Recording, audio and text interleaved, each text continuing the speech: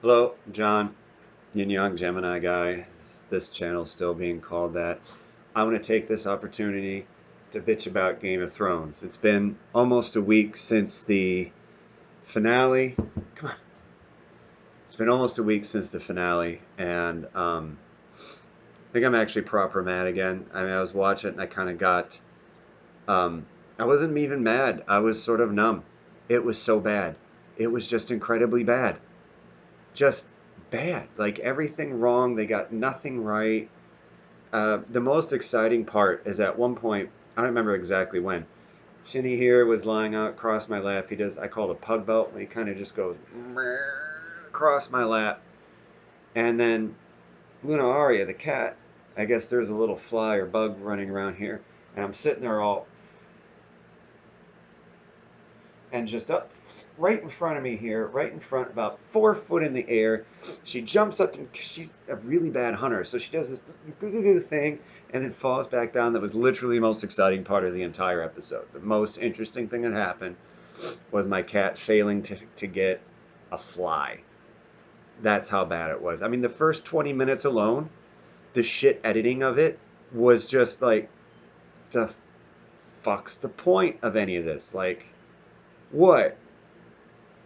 Can we chop this down? Like those first 20 minutes could have been super chopped down to like 5 or 6 or no, something like that. The biggest thing that you really needed to know was that Arya getting on the white horse didn't mean that she was dead and going off into whatever afterlife that D&D clearly don't fucking believe in, but will have, keep the stuff about gods bringing people back and other magic stuff here or there where it suits them, even though magic and fantasy is for nerds, and nerds are stupid, but we're made a fantasy show. So seeing that Arya wasn't dead and actually still alive, interacting and everything like that, great. Well, those first 20 minutes were just boring as shit. And then, oh, okay, how heavy handed was Daenerys coming down with that? I mean, first of all, magically she was able to resurrect the larger portion of the Unsullied and the Dothraki. There seemed to have been an inane number of both forces there after both the Long Night and the fall of King's Landing. Somehow magically we've got like 8,000 Unsullied again, an entire fucking Khalasar of Dothraki. Where the fuck did they come from? It really, like in the last like 3 or 4 episodes, it really looked like most of those people should have been gone. Should have been no. Sorry, I won't. I won't. So now all of a sudden we magically have resurrected all these forces apparently, or like, I like those memes, and I don't even know where the original one comes from, but all the memes seem really actually um, to be accurate to this. Is like the whole, or one Dan or Dave, I don't know, they're fairly interchangeably douchebags at this point in time. Was saying, "Oh yeah, well we kind of forgot about that," and I don't know what that was for, but literally any of the memes or the jokes that people are making could be accurate because there are so goddamn many things they fucked up that all of it could be true. I don't even know what the original thing is. I don't even care at this point in time. But okay, so we got the big giant Targaryen banner on there because that doesn't look like, the Wolf's Den Nazi hideout sort of thing or anything else like that.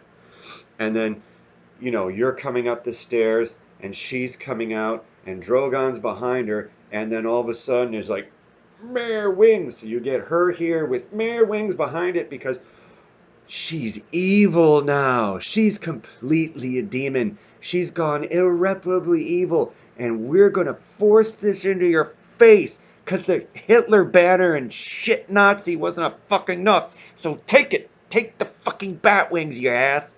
Now, side note, it did look fucking cool. I'm not going to lie.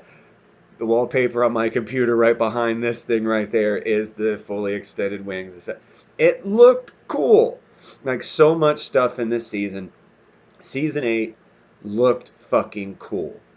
Like again, the long night episode, I'm fucking sitting here stress eating and everything. The only thing that at the time I was bitching about was how shit they are at dragon riding and fighting with their dragons, which magically in the last episode, the penultimate episode, she magically figured out how to ride her dragon. And it'd be this fucking military genius with him, coming in out of the sun, getting out of the way of the bolts, being able to stay low, burn stuff around, and come around and sweep the whole city to get rid of the scorpion. Magically, this entire time she has been fucking shit at riding her dragon, with the one exception of when they first attacked King's Landing and she was destroying the Lannister supply lines. She was okay with that, but she was still stupid not to get the fuck out of the way of the scorpion bolt with it and went straight at it. So you have someone pointing a big sharp flying object at you and you go straight at it. You're a fucking idiot. So, and then clearly, and then like literally every strategy they've ever done in these battles to show them has been crap. Oh, my whole army is going to stand in front of an open door. Um, After we've established that we can, keep this city safe in Winterfell for a long time, they have tiny little trenches that they built with a tiny little amount of fire that is small enough for one or two of these dead bodies to lay across and let everyone pass. They bottleneck themselves in the city. Literally everything Jon Snow does in terms of planning a battle has been fucking awful. They are terrible at planning strategies or showing strategy. It's ridiculous. So now all of a sudden she's magically this amazing fucking dragon general. So they come out and they shove that she's evil in there. And then, you remember, oh, well, all these people were telling her these stories about her dad, and she's coming up, I'm going to get him with fire and blood. Dara Naharis being like, you're a conqueror, bitch. So when she's going off about, we're going to free the entire world. So her entire arc, everything has been, including a lot of the butting heads with Jon Snow over his parentage and everything, has been to be queen of Westeros, to be queen of the Seven Kingdoms. She can't even be like, oh, well, can't even take the loss of the North um, when she has no idea what the fuck has been going on in Westeros this whole time. No, the North is mine too. The Seven Kingdoms are all mine. Mine, mine, mine, mine, mine, mine, mine. So now that I have the Seven Kingdoms, I'm going to fuck off around the rest of the world and free everybody. Nope, just because Dario said you're a conqueror once, you got to go and conquer the fuck out of everything now? Your whole fucking life, you've been wanting this one thing. Now you have it, and you're going to leave it. What? What? This didn't make any sense. At least Jon Snow reminded us every 20 seconds that he never wanted to be king. That it was thrust on him. That he didn't even want to be Lord Commander. That was thrust on him too. So it would make sense if he fucks off and does something else like that, because he didn't want it to begin with. Your entire ride has been about this, and now that you have it, you're going to go fuck around, do other things. It's not even like Jaehaerys the First that went around to these Seven Kingdoms to check on everybody and everything and say, hey, look, king and queen, we're here, we're groovy, what's going on, baby, let's party. No, not even that. Not, I've now freed Westeros because I destroyed a city. I haven't seen any of the rest of the fucking country. I'm just going to expect that I win, and now let's go destroy other shit. What? What? I mean, it makes about as much sense as Grey Worm's apparent teleportation powers. Jon Snow's walking through the city, sees Grey Worm about to execute people. They get into a little mirror thing about it. Grey Worm's executing people. Jon's already walking away, and then somehow Grey Worm is not only there first, but he's up on the stairs, chilling out, waiting for him like he was been there for waiting for a doctor's appointment for 3 hours. Okay. I mean, we've had magical teleportation practically in this show anyway, because their ability to tell time or anything is fucked, and always has been. But it's, I mean, that was just, okay. I actually had to make notes. I was making notes for like a week on my phone, and I had to write all this stuff down. Come here, Bubba. I know it's warm, but come here. Attaboy. So, it's like, okay, so now you're totally evil, and you've proved this. You're a mad, cackling, evil bitch, running around wanting to conquer the whole world. You haven't received any support from anyone else in Westeros. You've just destroyed a city and slaughtered like a million people. But, oh, okay, well, now everything's cool now here, so I'm going to... I mean, even for crazy, that doesn't make sense. Crazy still has shit that makes sense. That didn't make any sense. That's just shitty writing. Um, okay, so we pretty much called it. You know, Jon Snow's gonna kill Dany. Okay, we called that. I don't. I mean that was probably pretty obvious in general, let alone with the past couple episodes and everything else that they both have done to get to where they were at that point. So that's not surprising. Uh, you know, I just didn't know what was going to happen between Drogon and everyone else guarding the throne room. But Drogon destroying the Iron Throne, okay, I guess that kind of makes sense. Balerion forged it. In the books, they talk about Drogon probably being, a reincarnation of the Black Dread. And so, okay, I mean that there's a certain, wheel broken, symmetrical closure to that. Okay, fine. He takes her away and flies off into the distance. I did like the one joke who's like, motherfuckers took my knife. Well, you're stupid enough to leave it in her. Um, but I actually have a friend of mine, Zoran, credit where credit's due on this one. Um, actually had sort of like a little mini spin-off theory of Drogon takes Daenerys east, where there are red priests and priestesses who might be able to resurrect people, and we're all about the Dragon Queen. So what if she gets resurrected? So I mean, if you have a spin-off later on, God, I hope they don't. So you got a couple options with that. You have either she can come back for revenge, or she could be like, well, that everything was super betrayal and fucked up. I'm done, and I'm just going to live in that little house with the lemon tree that I like dreamt about with my fucking awesome dragon. I didn't know what was going to happen with that. I mean, that might be a possibility. It might be that she's just dead and gone. You didn't know what was going to happen with Jon and Drogon. So then they cut to what's apparently sometime later. Maybe, I guess. They made a vague mention when they saw, the council of the remaining sort of big lords and ladies and stuff like that of things that some months have passed. But then again, it also looks fairly warm out. I mean, some people were kind of cloaked up a little bit, but it does not look like this is the longest and most fucked up winter that they've ever had on record since the original Long Night, like 8,000 years previous.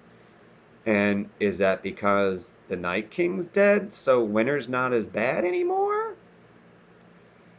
Is it because they just forgot that winters last years instead of a few months? Is it winter's not really as bad as we thought? It's just sort of a little nippy out once in a while? I mean, like, I, it was just annoying. It was like nothing seemed like it was winter at all. Like a few months passed, it was like our winter.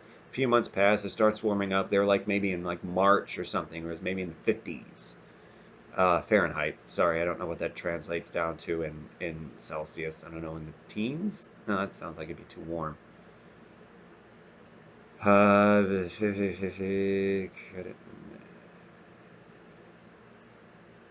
I don't know the transition in my head. But anyway, I'm trying to quell my Gemini energy right now. I mean, we're in Gemini in May, and I'm really feeling it just amp up. I thought in the council, like, this just shows us that we need King Davos. I mean, honestly, Davos. Part of me wanted to see, okay, John's gonna kill Danny, and in a fit, he gets on Drogon, and fuck it. They destroy the Iron Islands because fuck them. We don't really need them. They suck anyway. Who cares? The Greyjoys are worthless. Iron Islands are shit. Fuck them. But even if they didn't, he goes, picks up Brienne, goes find Tormund and Ghost, and they fuck around in the north.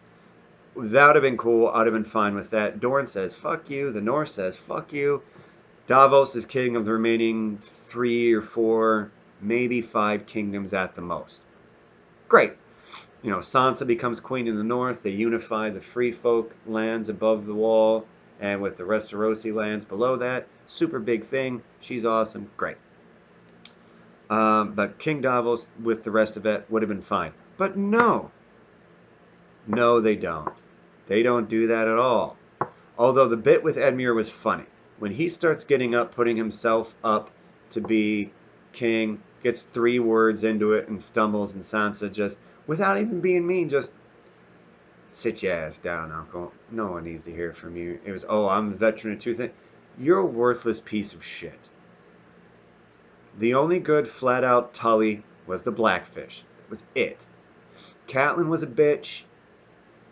Fortunately, Sansa and Arya and all the other kids have enough Stark and everything else in them to cancel out that just Tully shit stream of a thing. See Robin and Robin Aaron laughs at your ass. I see all these things now. Oh wow, Robin Aaron got hot. The fuck he didn't. He's still Robin Aaron.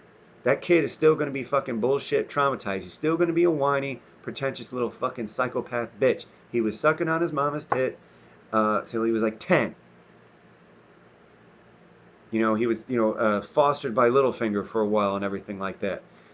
No, he ain't gonna be hot. He might look more attractive that he's grown up and kind of into his bone structure, but he's still gonna be, in terms of the character, crazy little bitch. So no, just get that out your head right now that this was a good thing. It wasn't.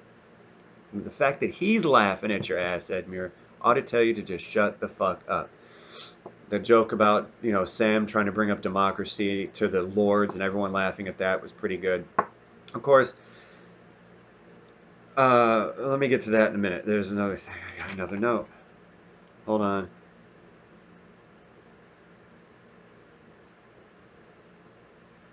Bring that up at the end bit, too.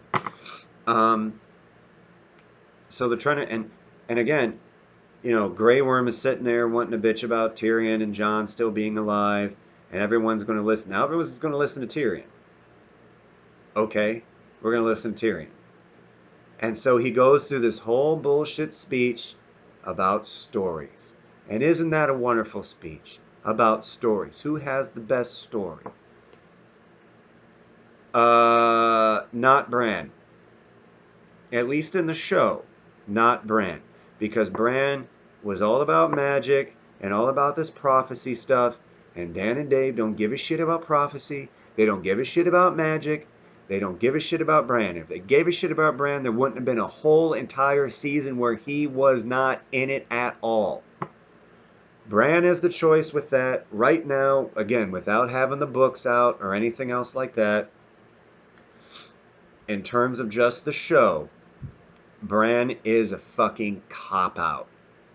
Because it's non-controversial, but it still seems like a twist. It still seems like a spin, like, you weren't expecting Bran, were ya?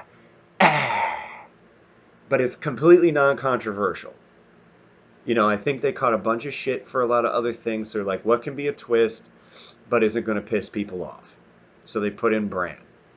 Bran, who has absolutely no interest in doing any of this shit at all. He's the three-eyed raven. He's on record with saying, I'm not the Lord of Winterfell. I don't want it. It ain't me. And if he's not going to be Lord of Winterfell, but he's okay with being king, because Tyrion goes off about stories.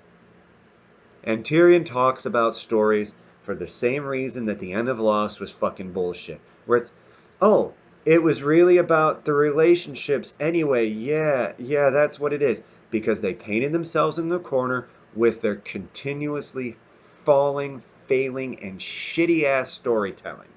Their shitty-ass writing, and they're just wanting to make sure that there's always some character that's some shit-talking, gross, just nasty piece of shit. They had it with Bronn, then they moved it on to Urine Greyjoy. Urine Killjoy is the way I call it. Urine, U-R-I-N-E. Killjoy is the way I call it, because, in the book, he was interesting.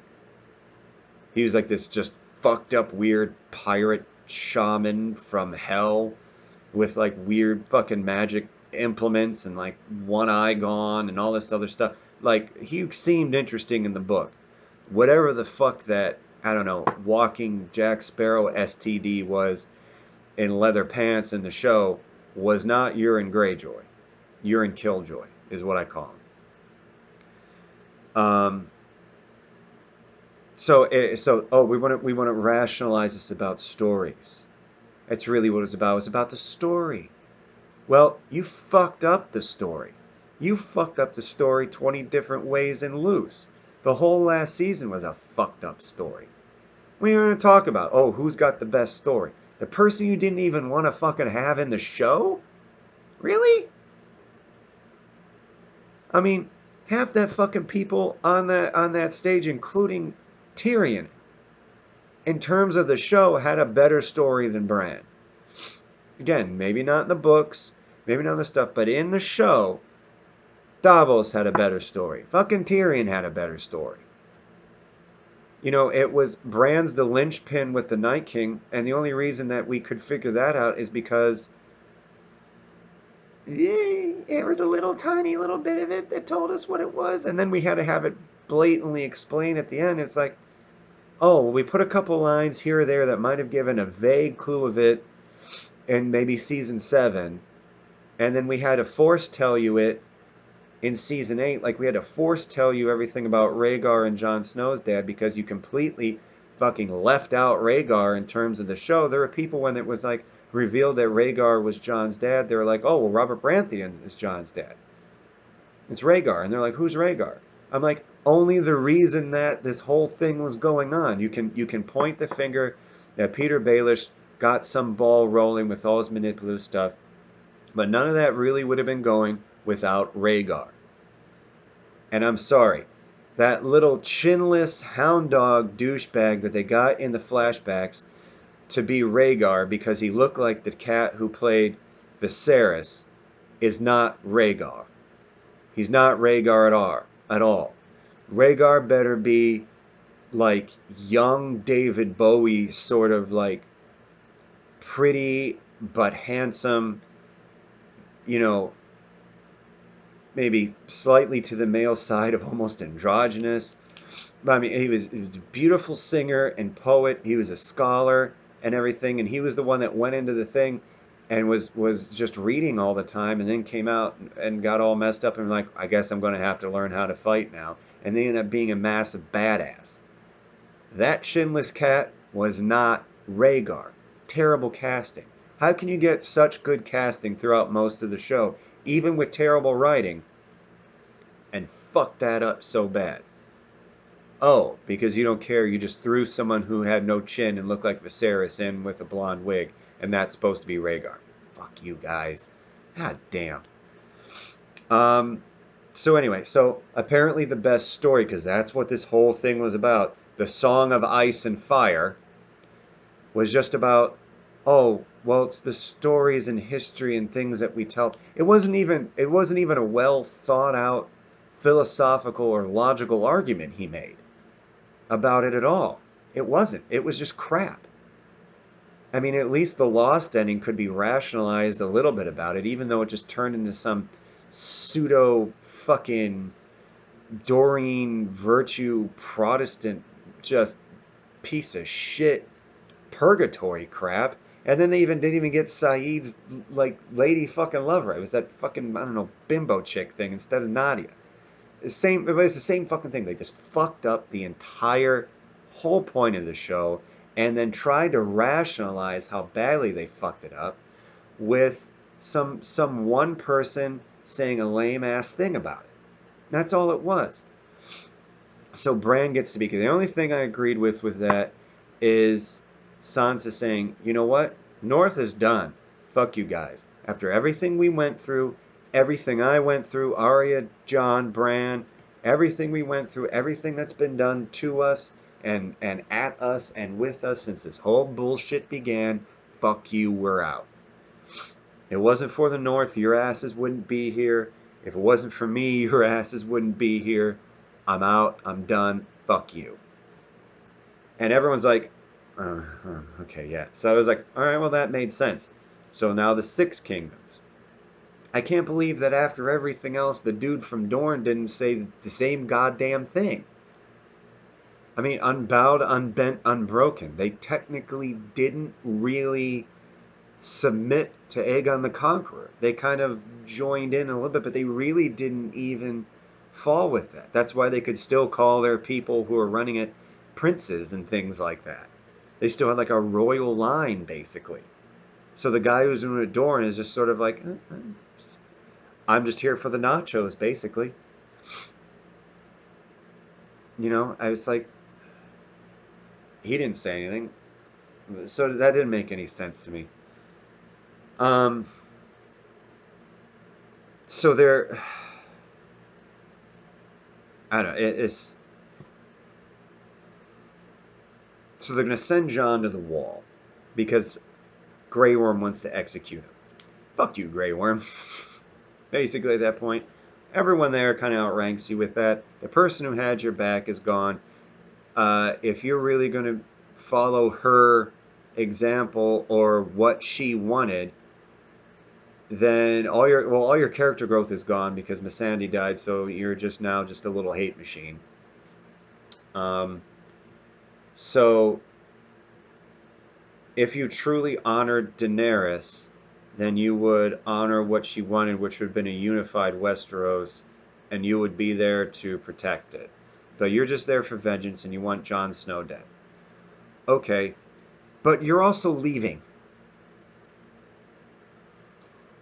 And my buddy Fritz brought this up. What was to stop Bran from pardoning Jon once the Unsullied fucked off? I'll do you one better. On top of or on top of that. What's to say that we'll take him in the north and then Sansa pardons him? Like, you're not going to do shit. He's in with the north. You're leaving. We got him. Or at the very least, okay, yeah, we'll imprison him or do whatever. And as soon as they get in the north, be like, yeah, you're free to go. What was to stop them doing that? You got Tyrion, who's got no problem manipulating shit there. You know, people will pretty much follow that with ever anything. And so what was the point of that? So Jon's going to go to the wall. Back to the Night's Watch. Why the fuck is there a Night's Watch? Are they going to rebuild the wall? And with what magic are they going to use to rebuild the wall? Because that wall was there with magic. So who's there to put the spells and the magic into the wall to build it again? And why would you build the wall again? The main reason that a huge portion of the free folk are down in Westeros anyway. The real reason for that wall apparently is gone. What the fuck is the point of manning the wall? Oh, the dispossessed and the bastards and the weird people, will always have a place to go there. And do what? At least when the wall is up and there were free folk or anything that they had to try and battle off or anything, there was a vague point to them, even if they didn't buy into White Walkers and Children of the Forest and the Army of the Dead or any of that other stuff.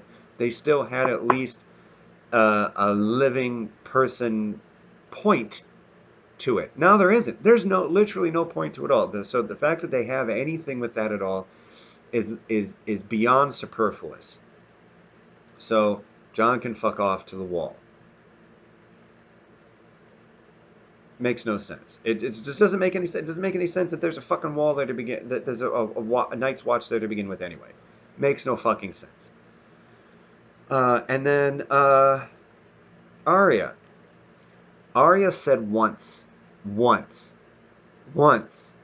late in the series, after she was almost killed, was rethinking a lot of things with her life, was pretty stressed that the waif, who is, not the waif from the book, is apparently just some angry little murder bot intent on hating Arya for no actual fucking reason, as opposed to a helpful sort of mentor from the books, is hunting her, and she's injured and scared, is probably scared for the first time in a while, and is kind of in like this sort of soft place with this woman that she saved her life with, and they're kind of bonding. She mentioned once what was west of Westeros, barring any sort of Valar or any sort of doom of the Valar, which you go far enough and then you're going to be destroyed, unless they unless you're a Rendil and you take a Silmarillion and traverse the night sky. She said that once, when she was scared, almost dead, and really rethinking a lot of things. Once. And now they're going to have her just fuck off into being some sort of what? Is she going to be some sort of like pirate? Oh, she's going to see what's west of Westeros. So now all of a sudden, the little murder assassin girl is going to now be what? An explorer? Is she going to basically find? Is she going to be like Westerosi Columbus and go in there and spread rape, murder, carnage, and disease amongst some sort of like um, uh, Martin World Aboriginal Americans? Are they going to find some actual thing that will be blatantly a turtle island, like North America is called, and then take it over, and then other people come in and fuck it up like the Spanish and English did? Like, what's the point of her going on everything she went through and being able to kill the Night King or Night's King, whichever one we're going by at this point in time, and you know rectifying everything with Sansa the way she did and backing Sansa with the way she did, and that was cool. She was backing Sansa, and Sansa was backing Arya, and they were together fighting patriarchy stuff, calling out people on their bullshit, and Arya even defended and backed up Sansa to Jon, and I thought that was cool. But those first two episodes of season 8 were good, and they were interesting, and there was actual character development, and there was more Tormund, and that was fun. And then the rest of the season just took a massive fucking shit. Not cinematically, again, shit looked cool, and as people have said to me, um, that if you just take, like my friend Doug just said, if you just take like that whole battle of for King's Landing by itself, it was its own movie. Yeah, if that was its own movie, I'd be all about. It's like this absolutely gorgeous girl is all pissed off on this dragon and wreaking havoc over everything. Awesome. This is great. This is the best movie I've ever seen. Cool. But given the context of the show, it was shit. And I'm sorry, Arya running around as the napalm survivor of boots on the ground was fucking stupid. There was no point to Arya in that episode at all. But now she's going to fuck off and be some sort of explorer pirate thing. I don't even. There's no fucking purpose to what she did. It makes no sense. And now she's going some awesome huge fucking Stark rig. Like, oh yeah, because the people of the North were really known for their ships and their exploratory nature. The Starks were known for their armada, said no one ever.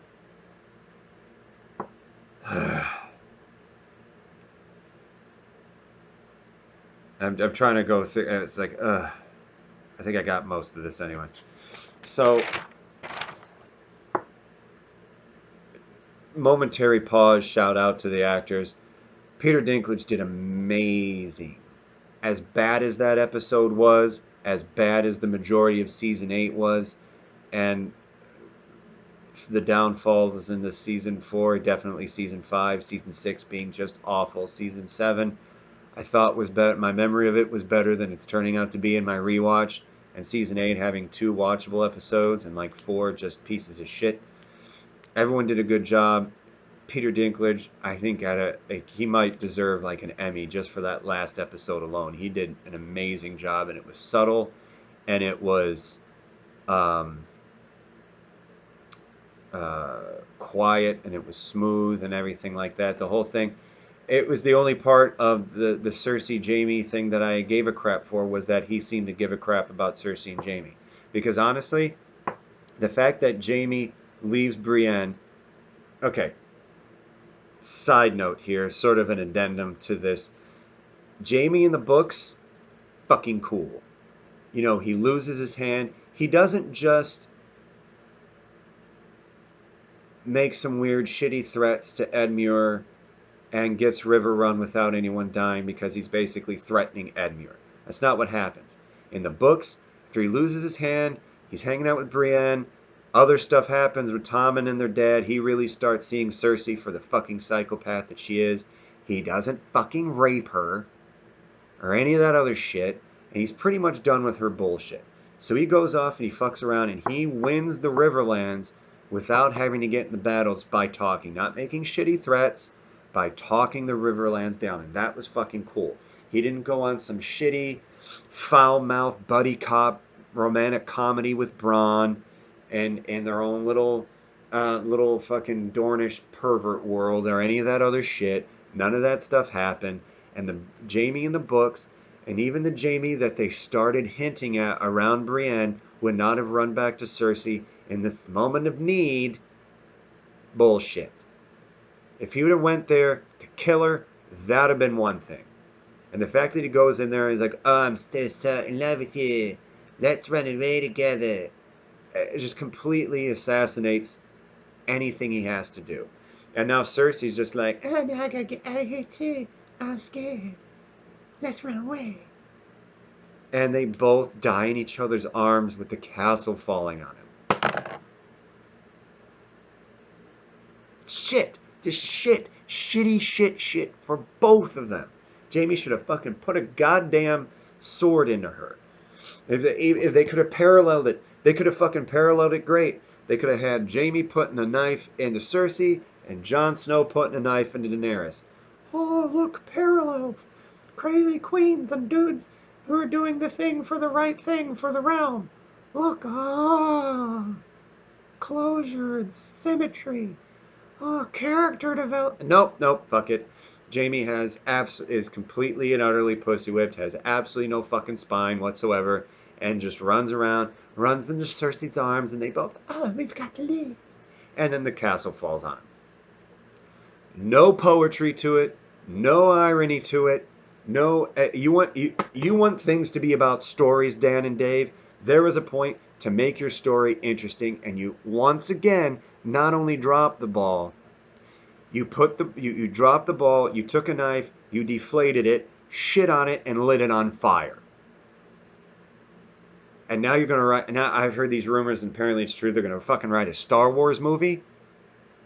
I'm gonna be, fuming about this. Like I'm not gonna drop however much money it's gonna be at that point in time to see it in the theater, because I probably am gonna drop the money to go see it in the theater. It's a Star Wars movie. It's what I do.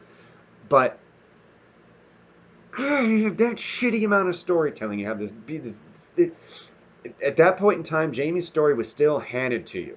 There was still enough of Jaime's stories through book 5 to be able to have his really interesting arc and not have him just completely spinelessly collapse into a jelly, literally and figuratively, the way it turned out. The way they did. Just shit. Just shitty storytelling. So you can rationalize and make Tyrion say whatever you want about stories and storytelling. You're wrong because you suck. So then we've got... So, giving credit where credit's due, onto that. So, my whole thing, I had to have other things online sort of give a take about this. So, Sansa goes and she's basically brought in as Queen of the North, and oh look, there's symbols like roses for Marjorie and stuff like that on her dress, and she's Queen of the North, rightly so. Absolutely, that she deserved all fucking 7 kingdoms. She would have been queen of all 7 kingdoms. I would have been great with that too. So she gets Queen of the North, great. Bran, again, somehow magically gets to be king of the rest of Westeros, because that makes what sense at all. He can't. Oh, and it was like, well, he can't. So we're gonna vote on kings now. Really? Really? You're gonna vote on kings?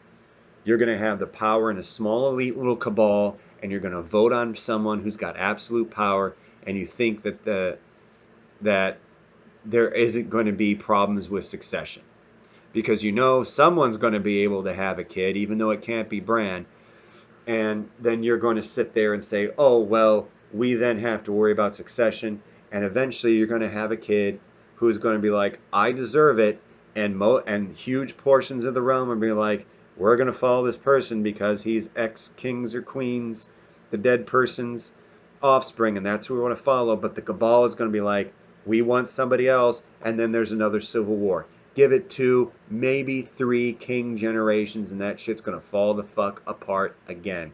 Stupid. Either go to a fucking democracy with that, or you just let the king or queen or monarch be the fucking monarch. You're not going to have a monarchy ruled by council. That's not going to work. You idiots. Um, so Bran can't have kids, but he's going to be king, and they're going to start ruling by cabal of these lords. And even before there's a question of succession with someone's kid, those lords are going to start fighting in amongst themselves, and probably 2 or 3 at most generations, because all the other people who went through all this whole Song of Ice and Fire are going to be dead, and everyone's going to know the history, but they're going to be like, I can do it better, and none of that's going to have any sort of real meaning for it anymore. You know, dragons are probably gone. There's no worrying about the wall. All this shit's going to be myth and legend. It's going to be back to humans being shitty humans again. So, stupid. So they have... he can't have kids, but he's going to be king, so there's going to be a problem with succession. But the other thing I saw online was pretty funny. It was like Bran conveniently forgot to mention that the last three-eyed raven was 1,000 years old. Waka waka waka, what's gonna happen with that? And how long until the people find out that some mystical person who can see all the present and the past and look in everyone's lives is the king, and they're supposed to be okay with that? Yeah, it's not going to happen. We're also talking about the populace that threw themselves in with the fucking sparrows and the faith militant and everything like that. Good. Um, so okay, we go in and we start closing off everyone else's sort of thing. So Brienne is going to be the leader of the King's Guard. Okay, that kind of makes sense. Part of me was really sort of hoping she'd be like, all right, I'm out. I protected you guys. You're good. I'm going to go to the north. And she goes to the north, and all of a sudden, a big girl, Tormund's there. And she's like, fuck it. Her and Tormund hook it. Like, that'd have been cool. I would have liked that. But she's King Guard in there with Bran. Okay, that kind of makes sense. And she's looking through the pages and everything. And what does she do? What does she do? I'm not talking about closing the book with the ink still wet, anything like that. Nope. She glorifies Jaime. The last thing you see her do is glorifying Jaime. Now, if you would have seen her writing in the book and her finishing up Jaime and then turning the page and writing Brienne of Tarth, writing her own fucking story, which she has done for her entire life, that would have been okay. Because it's very validating to her at that point in time. She created herself through will, through every trial and tribulation imaginable practically, and she kept herself to her code and everything else. So everything else that she did because it was right for her. But what does she do at the end? She sits there and she glorifies Jaime fucking Lannister.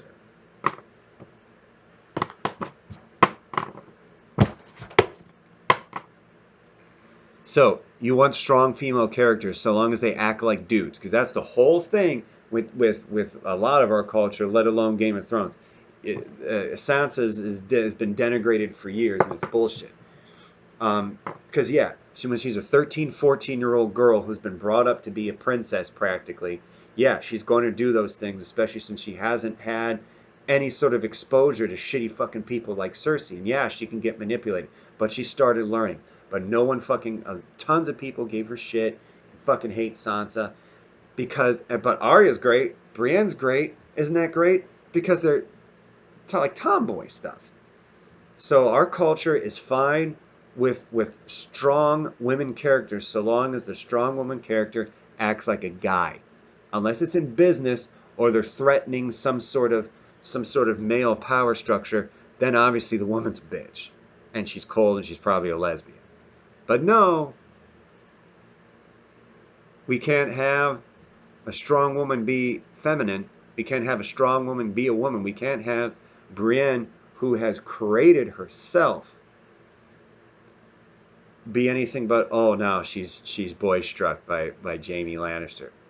You know, Daenerys went nuts and murdered the whole city because Jon wouldn't fuck her, and then Brienne is being wistful about the dude that left her because he did fuck her, and and then she closes the book. She closes the book with Jaime Lannister, so she's the new leader of the Kingsguard, and close. I didn't think you had anything to say. You probably just wanted to scratch. She closes the book on the Kingsguard at Jaime Lannister, not starting her own story. Bullshit. I'm going to give a shout out to Podrick Payne, making on the Kingsguard too. Although every other joke that they wanted to make, apparently that's going to be a waste of his other talents. And they show him kind of growing and being a badass, but they also made sure that affliction t-shirt wearing douche faux hawk walking hormone axe body spray douchebag fuck twat fucking moment got their moment talking about his big dick and fucking all the women that gave them the money back, and then Bronn's like, huh? Wink wink nudge nudge. Bullshit. T isn't even calling me down. So I just wanted to throw that in there, but I don't know that. So we have that, and that's bullshit. They brought Bronn in to be Master of Coin, which makes no fucking sense whatsoever. But they just made sure they had to have Bronn in, and God forbid in that scene he actually talked like a human being instead of a walking fucking douchebag cliche, which they ended up making him be anyway. So they brought him with that. Fuck. But look who's Grand Maester. Okay, so Samuel Tarly, his dad and brother, gone. He's carrying on the family name, but they make him Grand Maester, which means that he has to be celibate, right? Or should be. Pycelle wasn't or anything. He had the whores, whatever. But what about Gilly, Little Sam, and Big Sam and Gilly's kid together? Or did we forget about them too, conveniently? So what? He's going to be Grand Maester with a special dispensation to be boinking this free folk woman and raising his kids? I mean, by that point in time, he's basically adopted Wee Sam and everything like that. So that's his kid too, basically. So what? What? What's going to happen to them? What are they going to do? What's going to go on with them? He's the last Zion of his house, and he's got a free folk let's be honest, basically a free folk wife with a blood kid of his own and an adopted kid. But where did they go? What's that point? Oh, well, honestly, we forgot about that too, because Sam should just be Maester. Davos, masters of the ships. That makes sense. If he's not going to be king, we still have Tyrion in his hand, which kind of makes sense. He'd be a good hand. He was a good hand, and stuff like that. They made him make mistakes because they just needed him to make mistakes. But anyway, so, come here, baby, come here. It's really hard for me to reach over there like that. I've got little hands. Okay, so the last bit, Jon Snow goes to the wall. Shit ton of free folk there, including Tormund fucking Giantsbane. And look who forgives him. Ghost. Ghost forgives him. That little magical babby of purity who's missing part of his ear seems to forgive Jon for basically abandoning him. Such is the power of a good puppy. Such is the love of that. He's like, oh, well, you take Ghost with you. I'm gonna go over here. Doesn't say goodbye to him. Abandons him for huge swaths of time, and Ghost still loves him. Man, Ghost, you're the purest being. I love you. So then, For apparently no reason, he's leading a band of free folk beyond the wall. Why?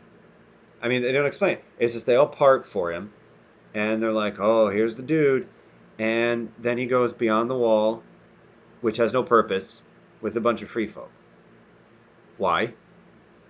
I mean, the lands south of the wall are going to be better for living anyway, because the lands north of the wall, even with the magic of the wall down, are still probably going to be fairly, snowy, rocky, barren for a lot of it.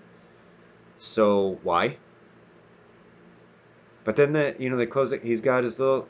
So whether or not the people in the Night's Watch said, "Oh yeah, you're a Lord Commander and you're going to go beyond the wall to do your thing," fine, and then close the door behind him and go, and then he gets his little "I'm going to go with the free folk" sort of thing, or he's going to reestablish free folk lands and their homes and all this other stuff, or he's just joining him.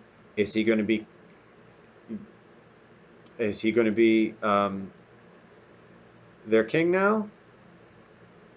Is he going to be the wildling king again, like Mance Rayder was, or is he just going to just be sort of normal dude amongst them now, abandoning what he was told to do, which I can't really blame him. I mean, quite frankly, super hard and fast, iron rod, strong honor stuff doesn't do anyone any good. Hasn't done him a whole lot of good in a lot of ways. So yeah, duh. But what is he? I'm assuming he's going to go and then spend the rest of his life with the free folk. So he really won't see his sisters again, probably, or Sam, or anyone or anything else, except, although he's got Torment and Ghost with him, so that's actually a pretty good consolation with those. Um, so he's just gonna. I'm guessing, and I'm guessing that the whatever's left of the Night's Watch, boring myself at this point in time, whatever's left of the Night's Watch either is just fine with him doing that or set it up for him to do that. We're like, we got you, brother. Just go have fun. Go have sex in caves and hang out with Torment and drink his fermented goat's milk. Makes strong. Um, so I'm guessing that that's it. You know, his little smirk at the end, he's riding out with a small band of wildlings, is that, oh, okay, great, this is what we do. Everything's great now. This is everyone's happy ending that they wanted. John gets to be free, although he finally kind of had a family that accepted him, and they had power and could have helped him, but he fucked off, and one of the other ones fucked off for no reason. Uh, huh. So that's it. The last episode of Game of Thrones was a steaming, wet, limp, loose turd of a piece of shit. Um, it basically started ruining the show somewhere in season 4, and definitely picked up turd speed in season 5. And season 6 was just a flaming pile of shit. And season 7 is actually worse than I remember it. And season 8 was pretty much mostly just shit. Cinematically beautiful. Um, intense in a lot of ways if you took stuff on their own. But within the context of the show, crap. Dan and Dave are fucking hacks. And I kind of don't care about books 6 or 7 now. I say that, but when they come out, I'm probably going to buy them and read them. I'm sorry. If they come out, I'm probably going to buy them and read them.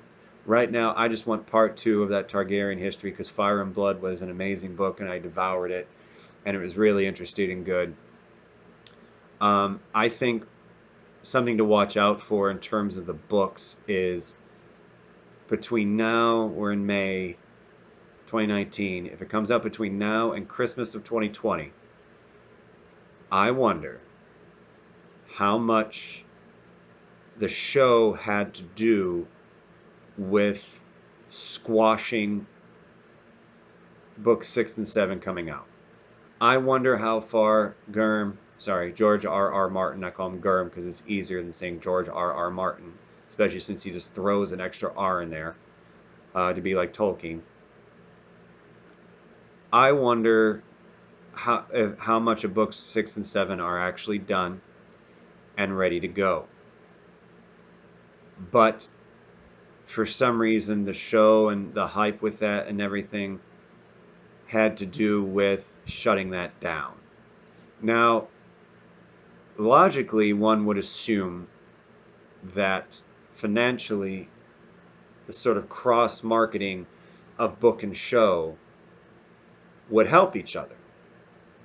I know it did to a certain extent with J.K. Rowling, and I'm sure other things like that.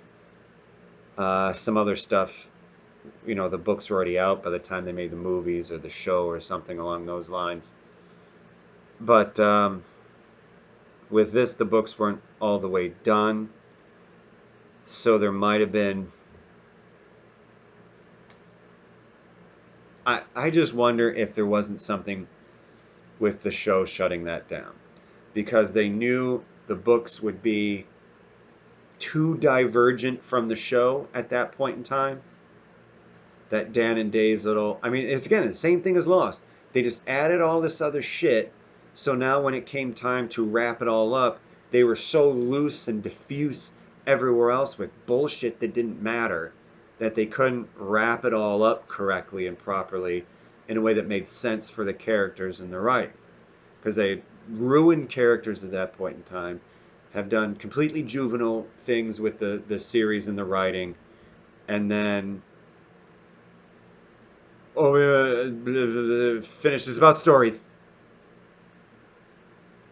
That's all it is. It's about stories. He's got the best story. Brandon's story.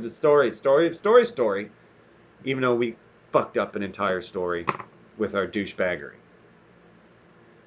So I think the timing of Winds of Winter, I guess it's Dreams of Spring now instead of Song of Spring, which sucks because I like the alliteration, and Song of Spring sounds better than Dream of Spring because that just makes it sound like it's actually not going to happen. I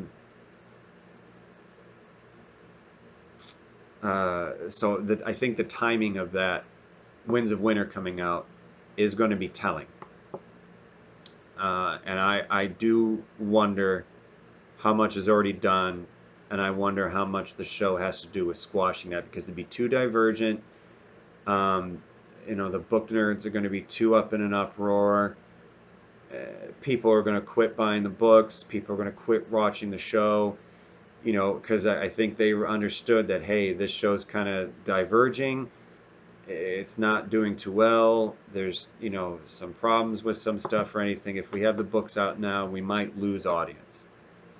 And then I think maybe the publishers might be like, we're going to lose audience because there's going to be people who are pissed off with the show that aren't going to.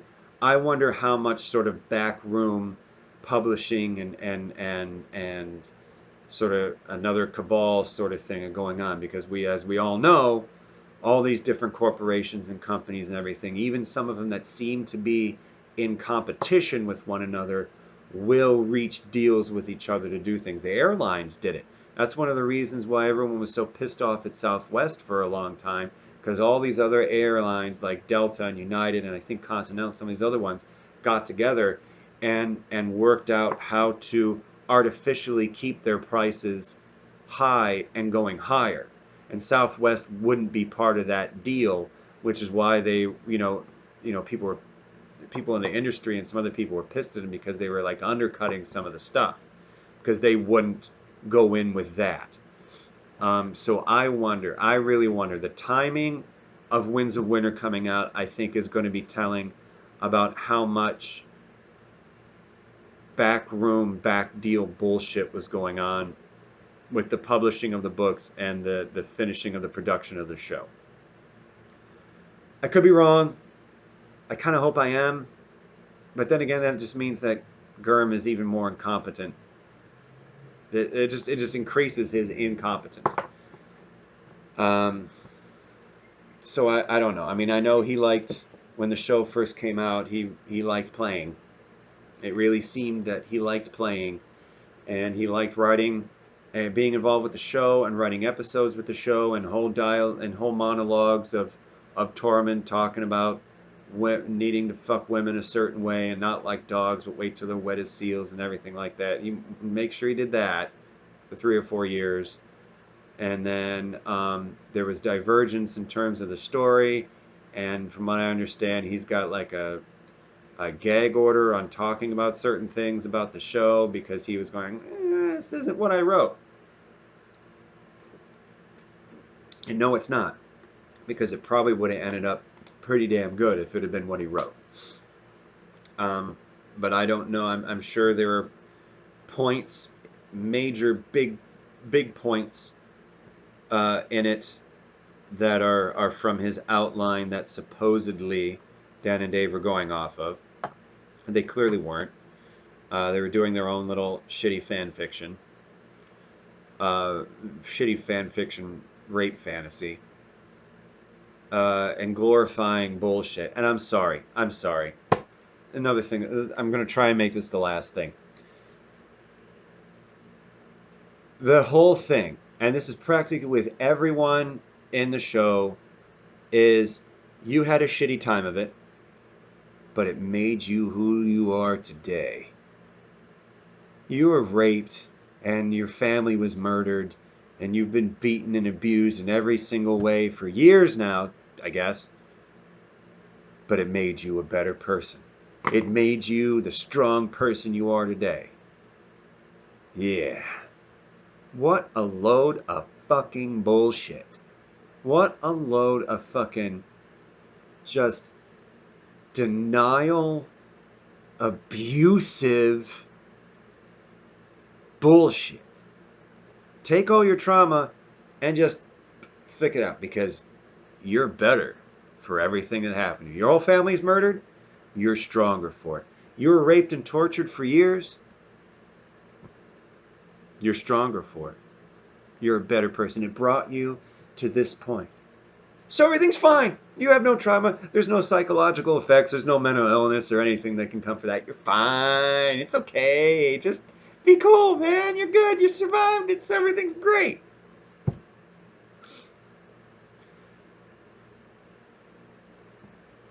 That actually shows they have less any sort of concept of anything about mental health than I live in Ohio, than former Governor Kasich, or the cocksucker that's in there right now. These Republicans who've got no fucking clue about mental health or health care or anything else like that. The people are like, well, just get over it. You have anxiety, just get over it. You have depression, just be happy, smile, go out and talk to people. It's fine. You were traumatized, you had a horrible childhood, get the fuck over it. That's the same fucking mindset. It's almost like this 50s white male denial bullshit. Here, eat a fucking steak every day, drink yourself stupid, ignore women, ignore children, you're you, do what you want. If you had a bad time of it, get over it. And that's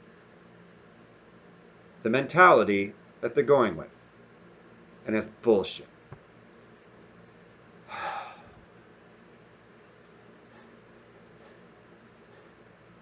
I'm a little tired after all of that. So, I still love the 5 out of the 7 books that are out there. Again, I read Fire and Blood, devoured that. I just got that Song of Ice and Fire kind of compendium thing with like the history of stuff in it and all that, like the little encyclopedia thing with that. I'll be getting Knight of the Seven Kingdoms soon, and as much as I say fuck books in 6 and 7 now, I know if and or when they come out, I'll get them and read them too. First couple seasons of the show were still really good. There's stuff in the rest of the series that I could kind of hold on to as at least being interesting, or something that I liked. First 2 episodes of season 8 I liked, and I was involved in the cinematography sort of thing of it. And if you can take the 2 battle episodes as just isolated episodes, then maybe they're watchable within the context of the show. At least probably half the show or more has been shit. And they took something that could have been really, really cool straight through and just wrecked it. Just utterly fucking wrecked it. The whole point of many of the characters, they tried to make Theon redeemable. They tried to make Catelyn a good person, and they tried to soften Cersei. They made Jaime a joke. All this is bullshit. They threw away Daenerys' whole fucking thing. Jon Snow was just a lifeless parrot. I saw some pie chart thing where it was like, I didn't want it, my queen. It was like all of Jon's lines in season 8. Yeah, that's fairly accurate in a lot of ways too. They I think they upped Tormund, but honestly, I think if anyone else would have been Tormund Giant's Bane, that it would have sucked.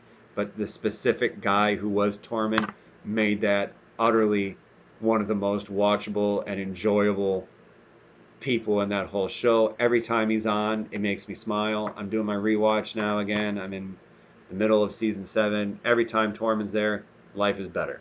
Every time Tormund was on in season 8, life was better. You know, uh, that whole scene with Jaime knighting Brienne in episode 2, I got tears. It was so good. The acting in it, the meaning behind it, the fact that I'm actually thinking, oh, they're actually giving Jaime some of his personality. They're actually giving him some of his character development. Great. Nope. Just throw it all away 2 seconds later. But it's just fucking worthless. It's almost like don't even, if you have never watched Game of Thrones, don't bother. If you're only part way through, don't bother. If you're interested in the books, I guess read the books. Now I don't even fucking care. Um, so yeah, that's all I got. 2 pages of notes and then other riffing off of that. So thank you for watching and dealing with all that. I'm John. Please hit like, subscribe, bell ringing, all that other good stuff. I appreciate you, and ciao.